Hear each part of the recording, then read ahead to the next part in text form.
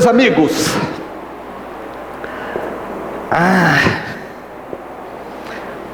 como nós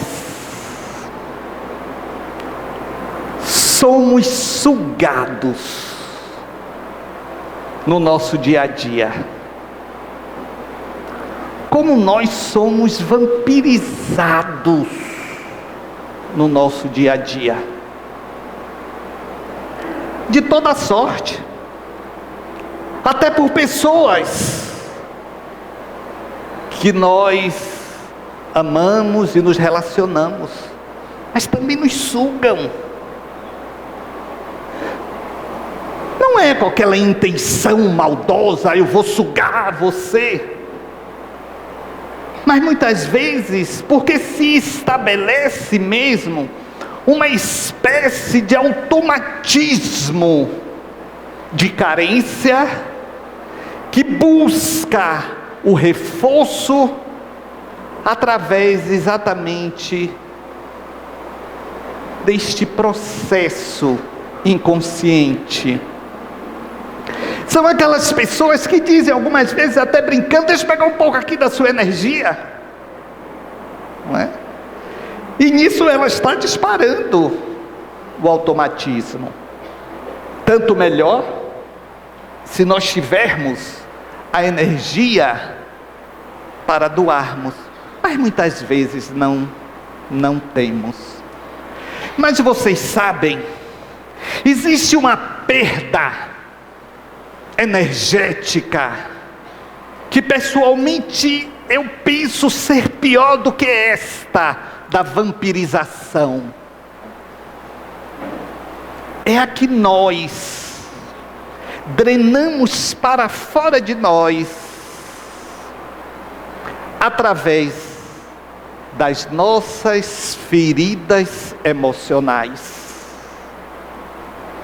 Todos nós temos feridas emocionais. O que é que eu chamo de drenar para fora? São exatamente aquelas situações onde nós nos auto-enfraquecemos quando revivemos e fixamos situações de dor e desespero que estão lá atrás, no passado.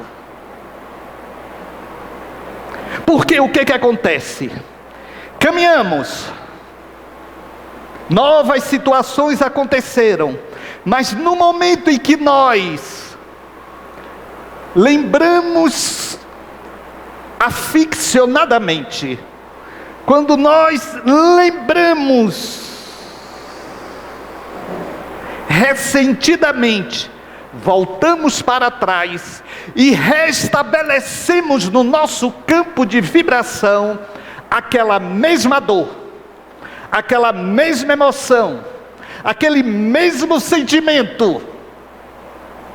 Logo, perdemos a construção de melhores valores que poderemos estar vivenciando no presente. Fazemos constantemente isto. Buscamos essas feridas emocionais e as futucamos. Reabrimos e sangramos moralmente, emocionalmente. E aí, é claro, a ferida não cicatriza. É um dos maiores danos que nós nos fazemos diariamente. Porque nós somos remetidos a essas situações através dos chamados gatilhos. Esses gatilhos funcionam com lembranças. Desde uma lembrança simples de uma música, como o cheiro de um perfume, um lugar que passamos, e aí nos pega pela memória. Meus amigos, é preciso estancar esta perda desnecessária. É preciso estancar esta sangria que se perde.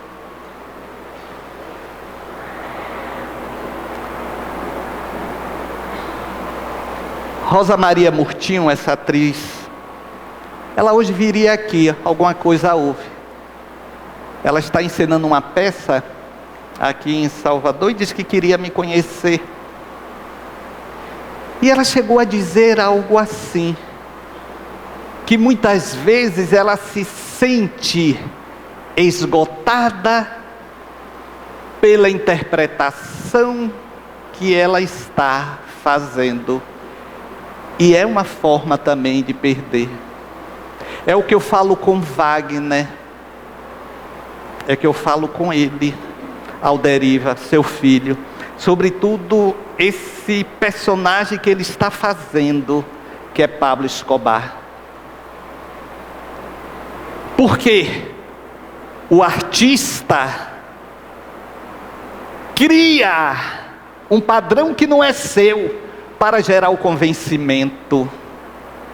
E ele busca este padrão em vivências não positivas que ele teve, para dar força dramática à sua interpretação. Então é um processo semelhante. Precisamos estar sempre com a atenção de que a vida já nos suga de muitas maneiras. Nós estamos sendo sugados de todos os lados, pelas decepções, é um tipo de perda. Você vem naquela empolgação, com uma amizade de repente, pela expectativa talvez que você tenha criado, sabe-se lá o quê, pela ilusão que você talvez tenha sido envolvido, você cai nessa queda, é uma perda. Então por que ainda vamos gerar mais e mais problemas, conflitos nessa nossa caminhada? Pablo Duran, o Espírito, ele diz que para estancar essa sangria, nós podemos tomar algumas atitudes. Como por exemplo, e talvez seja a número 1 e a mais importante, revise ao pensar a situação, mas a iluminando com a sua compreensão do presente. Eu vou dar um exemplo prático, envolvendo a mim mesmo. Eu guardava um ressentimento muito grande de meu pai, porque ele saiu de casa, nos deixou passando dificuldade, eu e meus irmãos, abandonou. E minha mãe, semi-analfabeta, vocês sabem, não tinha trabalho, não tinha nada, então passamos fome, dificuldade de alimentar, e depois ainda descobrimos que ele tinha uma outra família. E eu, quando comecei a trabalhar aos 15 anos, no Banco do Brasil, como menor aprendiz, eu disse à minha mãe, se separe de meu pai que eu posso sustentar a casa agora. Salário mínimo e meio. Ela sorriu e ficou.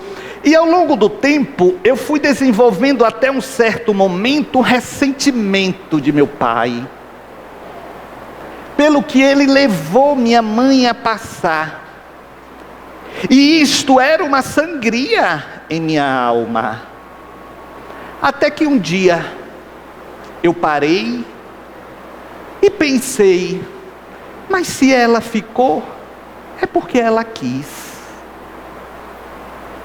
Talvez, pelos seus conceitos e conteúdos, de que casamento até o fim, independentemente, porque quando ele voltava, passava assim 15 dias, o tempo que fosse fora, como se nada tivesse acontecido. Então depois eu ressignifiquei aquele ressentimento. E disse: foi uma opção dela. Foi uma opção dela. E toda ação sofre uma reação. E toda escolha vem ao encontro de quem a escolhe.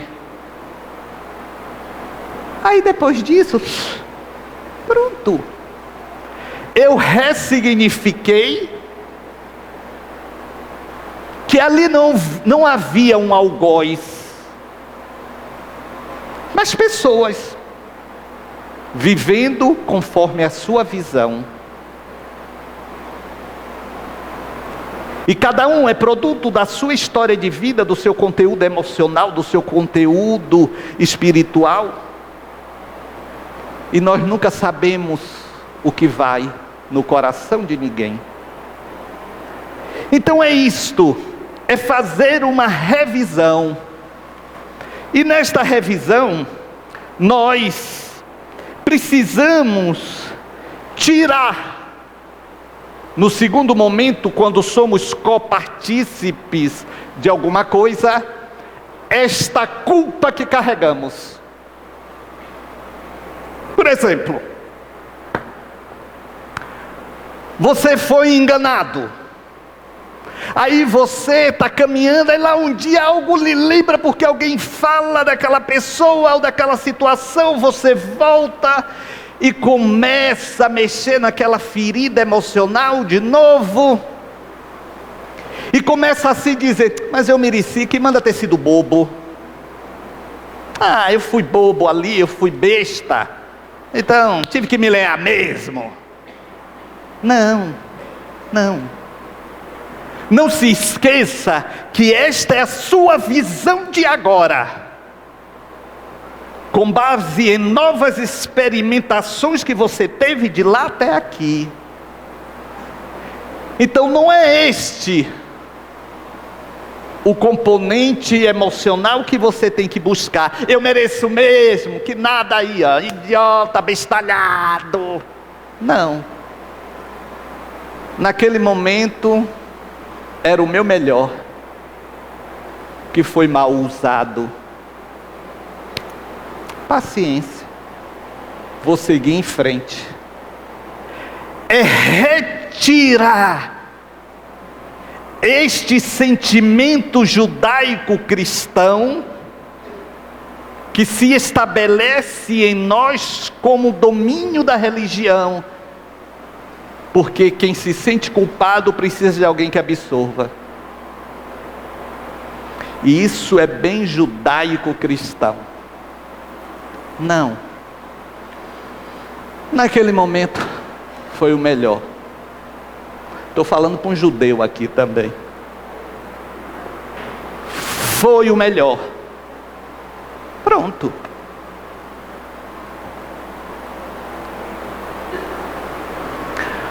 Um amigo meu,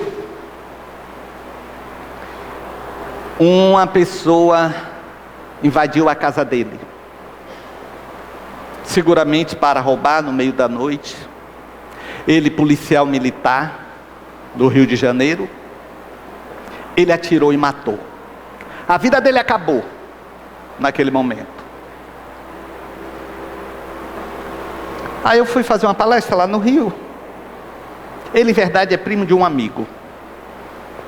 Aí esse primo pediu que eu conversasse com ele. E o cidadão tinha perdido 15 quilos em 6 meses, por conta da expiação desta culpa. Porque quando a gente está com culpa, a gente quer expiar. A gente quer botar essa culpa para fora, e muitas vezes nós buscamos essa culpa através de autopunição. Ele estava agressivo, ele não buscava mais a família, então tudo para ele ser agredido. É como se ele pedisse: me agrida que eu mereço, porque eu matei um homem. Aí eu virei para ele e disse: como foi isto? Você estava na rua e uma pessoa estava passando? Você pegou um revólver e deu um tiro? Não, medrado, ele invadiu minha casa. Eu disse: sim. Ele iria fazer o quê? Sabe lá Deus. Ele estava armado. Infelizmente, quem causou a morte dele não foi você, foi ele. Foi ele. Mas medrado uma vida, sim, que fez uma escolha lamentável, mas você não é a culpa, não é o culpado. Ele na hora chorou, se emocionou. 3 meses depois, 4 meses depois, ele veio aqui e brincou comigo. Falou: Medrado, foi tão bom conversar com você. Conversamos outras coisas. Agora, olha, eu estou muito aborrecido com você. Eu falei assim: o que foi? Pô, Medrado, você me fez engordar nesses 3 meses já 8 quilos. Sabe? Aí eu sorri: isso é bom. Então, é isto que é revisar situações e procurar dar ressignificações a essas situações. Porque só assim, meus amigos, nós iremos fazer esta reinterpretação dos episódios de nossas vidas em um novo contexto. E aí, bloquear esta sangria dessas feridas emocionais que temos, que são inúmeras. É aquilo que eu sempre digo: a mulher se separa, vive 20 anos, se separa, foram 20 anos perdidos de minha vida. Eu cruzo os braços, acho assim, em nenhum momento prestou. E porque você ficou 20 anos? Em nenhum momento você achou bom? Nenhum. Não. Pronto, foram 20 anos bons. Pronto. Que acabaram? Tá. Mas ficam buscando sempre aquela dor, aquela ferida. E o outro cuidado, diz Pablo, é para que nós não generalizemos uma situação. Oh, que coisa comum, não é?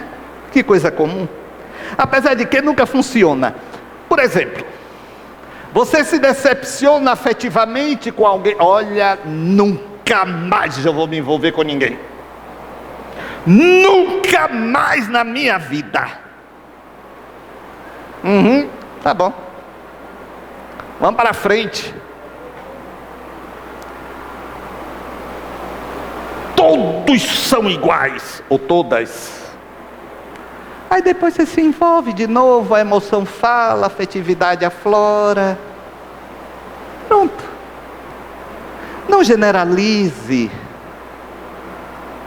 As pessoas podem ter padrões parecidos, mas cada uma delas age de uma forma específica. Age de uma forma específica.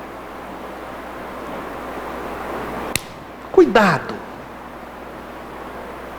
Cuidado com essas feridas mal cicatrizadas. Ou então, vocês sabem o que é que fazem? Finge que aquilo não aconteceu e evita até pensar. Significa que há um incômodo. Vem cá, eu soube que sua cunhada lhe fez. Olha, eu não quero nem falem nisso, eu não quero nem pensar nisto. Não. Esvazie. Ressignifique em cima, muitas vezes, do comportamento moral dela. Aí pare assim e fale assim: mas olha, lá atrás aconteceu isso. Era para eu esperar o quê? Pronto. Então precisamos estar sempre atentos para que nós não fiquemos para trás, já que queremos evoluir, queremos encontrar coisas novas. Meus amigos, o novo não chega se estivermos cheios do velho. Não chega. Não chega. Como é que o novo vai chegar em sua vida se você é o mesmo de sempre, a mesma de sempre, com os ressentimentos, com as mágoas, com as dores, vai e volta, está lembrando aquilo, vai e volta, está lembrando aquilo, não sai de lugar nenhum, fica aí nessa hemorragia de dor? Não. Olhe, se você quer um conselho, não fique para trás, não se atrase na vida. Segue seu rancho, segue adiante. Eu já contei aqui, né, a propósito desse negócio de atraso. Eu tenho esse cuidado, eu nunca me atraso em nada. Doutor Paulino também é desses assim, que chega até antes. Diz que o padre, contei isso aqui, o padre estava, Rita, se despedindo de uma paróquia. Aí foi feita assim uma recepção, as autoridades todas da cidade, né? O juiz, né? O delegado, né? Aquelas famílias tradicionais, né? E o prefeito não chegava. Aí os organizadores disseram: olha, padre, é melhor começarmos, o prefeito está aí resolvendo a situação, e daqui a pouco ele chega. Aí ele, tá bem. Meus amigos, eu vou me despedir dessa paróquia com muita tristeza. Meu coração está ferido, minha alma está chorando. É bem verdade, no entanto, que quando eu aqui cheguei, eu não tive boa impressão. Porque a primeira pessoa que veio se confessar comigo disse que traía a mulher permanente e frequentemente. Disse mais.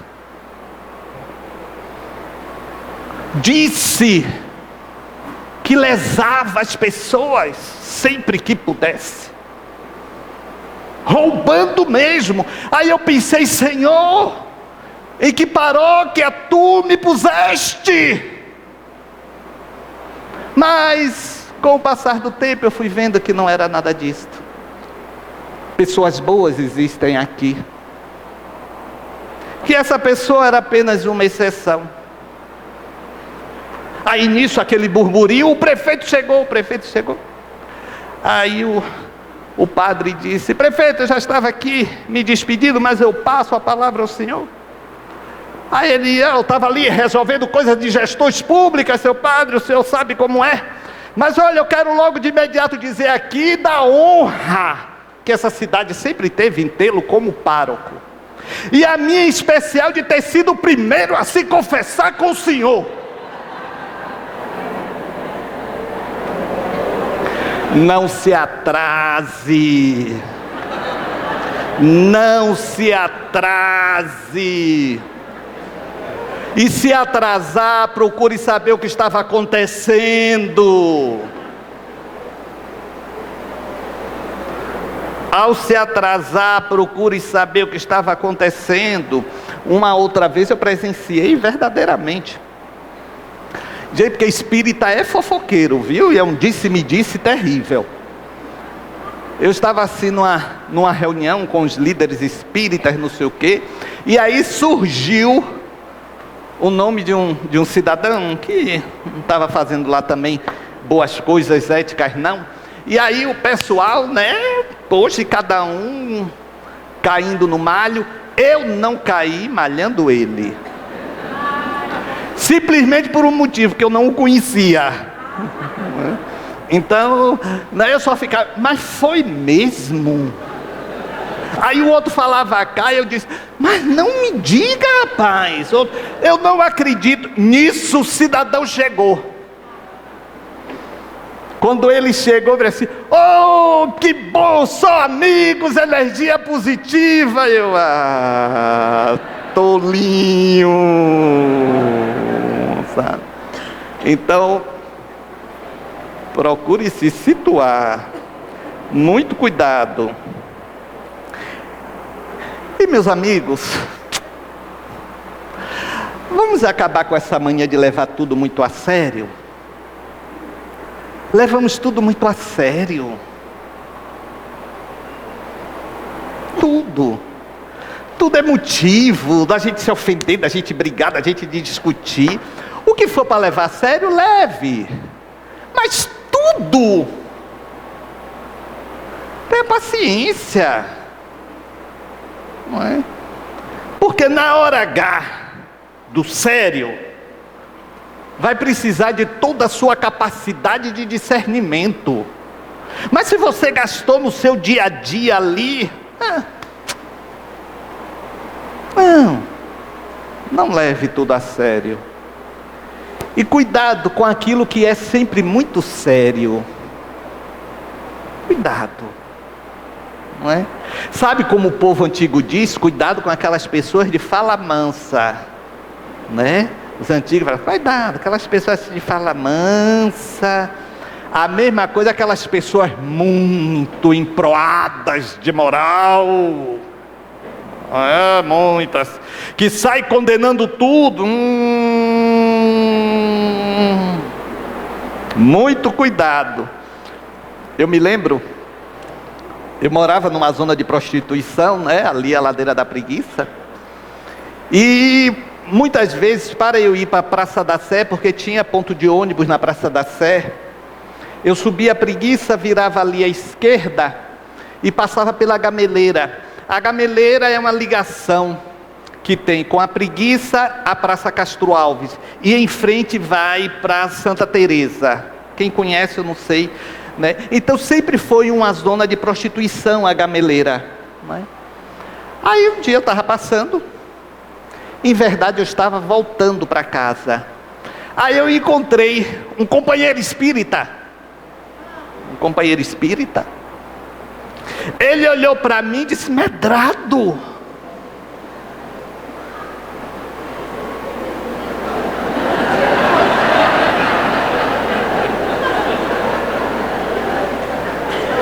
você aqui? Eu virei: sim, eu moro ali embaixo. E você faz o que aqui?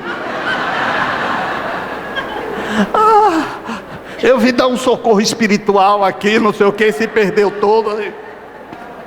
Foi embora. Gente, não é? Então, nós precisamos não ser muito sérios, nem emproados, nem nada. Diz que um cidadão morreu. Era um pecador, como falam os companheiros católicos, né? Porque a gente não usa essa expressão no espiritismo. Era um pecador. Aí chegou diante do juízo. Nós também não falamos isso, né? Porque o juízo é a nossa consciência, né? Mas figurativamente. Aí o Senhor virou e disse assim: olha, hoje estamos aqui na porta da decisão, muito benevolentes. Hoje estamos em liquidação, sabe? Você sabe que não prestou, você não valeu nada. Você tem consciência disso? Eu tenho, sim, Senhor. Mas como hoje estamos numa liquidação aqui, né? Num asseio, eu gostaria o seguinte: eu vou lhe propor, escolha. Ou você vai para o inferno americano, ou vai para o inferno brasileiro. Aí ele: e como é isto? Qual é a diferença? Não, a diferença é o seguinte: o inferno brasileiro, você é levado a comer no café da manhã, no almoço e no jantar, uma lata de dejetos e lavagem, que nem os porcos na terra querem. E o capeta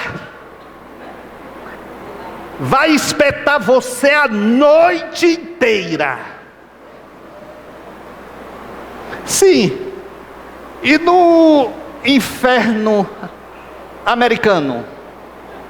Não, no inferno americano, você vai comer um pires de dejeto no café, no almoço e no jantar. Um pires. E o capeta vai também lhe espetar a noite toda. Ah, mas aí é fácil de escolher. Eu quero ir para o inferno americano, que só é um pires, uma lata. Ele disse, uma lata de 20 quilos. Aí, não. Inferno americano. Ele chegou no inferno americano, os americanos mal-humorados, aborrecidos, e tinha um muro, do outro lado estava lá a placa, inferno brasileiro, e a maior animação, e o povo cantando, deixa a vida me levar, a vida leva eu, deixa a vida me levar, a vida leva. Aí ele falou assim, meu Deus, como é que pode aqui por causa de um pires, não sei o quê. Aí ele foi se esgueirando, viu que tinha assim uma muretinha, ele subiu, se debruçou, chamou assim um brasileiro, vem cá, eu não estou entendendo. Eu escolhi o inferno americano porque só tem um pires assim de dejeto, de lavagem nas refeições. Vocês têm uma lata de 20 quilos. É bem verdade, o capeta espeta vocês aí a noite toda, aqui também, mas essa diferença.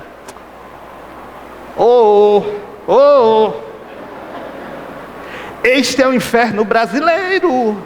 Tem dia que não tem a lata.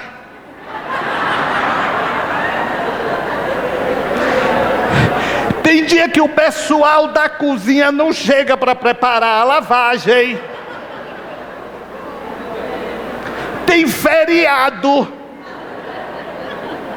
E o capeta tem semanas que nem aparece. Poxa, ele se lenhou, ia ficar, sabe, no inferno americano. Aí o cara se despediu e voltou lá pro pagode dele, tá entendendo? Meus amigos, para nós encerrarmos, olha, é de uma importância, eu diria mais do que fundamental, é de uma importância essencial, que nós façamos este arejamento de nossas almas. Façamos isto. Batemos, como dizem antigamente, bata o pó da entrada de sua alma que está no tapete, que as pessoas pisaram e deixaram marcas e sujeiras. Bata e siga adiante. Espane.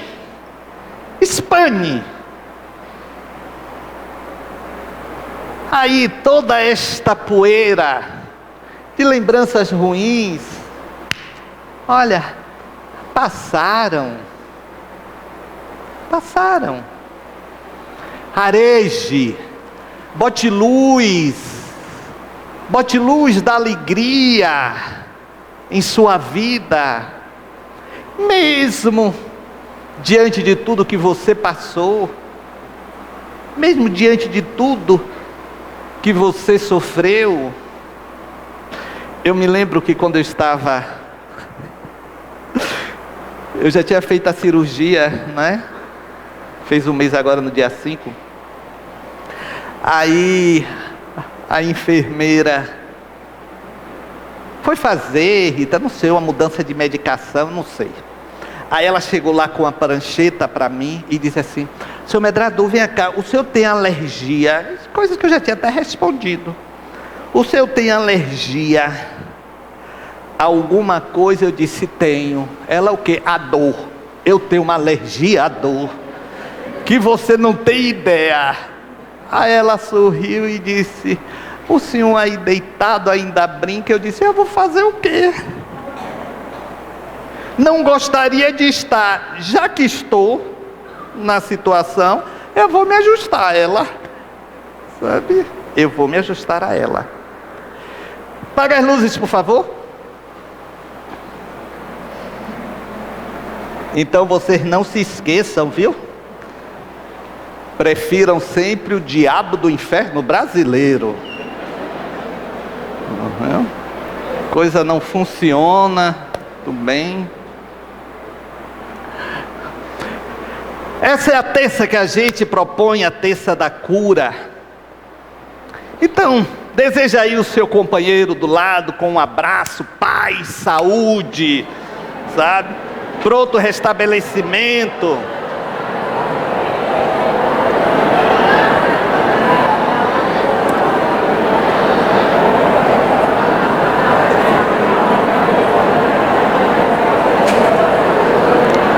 Ô Mônica, aquela imagem tá fácil aí do Face que você botou a mão assim com luz.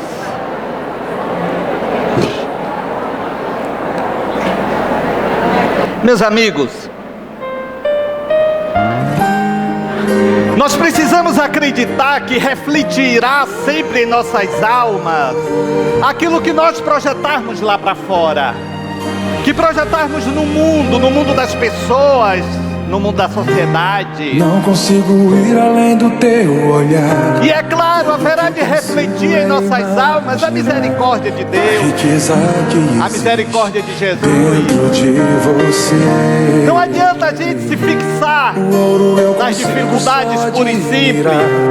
Elas vão continuar existindo, mas precisamos sim nos fortalecer e não deixar que essa energia negativa se estabeleça em nossas almas. De Jesus existe em você. O que você fez ou deixou de fazer não mudou. Ele não vai julgar. Deus escolheu você. O Senhor não vai julgar em nada. Sua raridade não está naquilo que você possui ou que sabe fazer. Nada Isso disso. é mistério de Deus com você. São seus acertos. Você é um espelho que reflete a imagem do Senhor. Não Essa imagem do bem ainda não notou. Acredite. Já é o bastante Deus reconhecer o seu valor. Acredite o seu Você valor. é precioso. Você tem algo muito especial que não pode se fixar apenas com uma dor do passado. Se liberte, siga. Se o mundo te fizer cair. Porque já sofremos muito nesse mundo, por tudo que está em torno de nós. O ouro eu consigo só admirar, mas busque sempre, na realidade da sua vida, a melhor forma por você passar as dores. Não se fixe. O pecado não consegue esconder a marca de Jesus. Crie novas marcas do bem, do amor, de paz. Não mudou o início, Deus já passou. Você. Sua raridade. Acredite que você é único, única. O que sabe fazer. Isso é mistério de Deus com você. Você é um espelho que reflete a imagem do Senhor. Não chore se o mundo ainda não notou. Já é o bastante Deus reconhecer o seu valor. Você é precioso, mais raro que o ouro puro de Ofir. Se você desistiu, Deus não vai desistir. Ele está aqui pra te levantar. Se o mundo te fizer cair, Ele te levanta com segurança.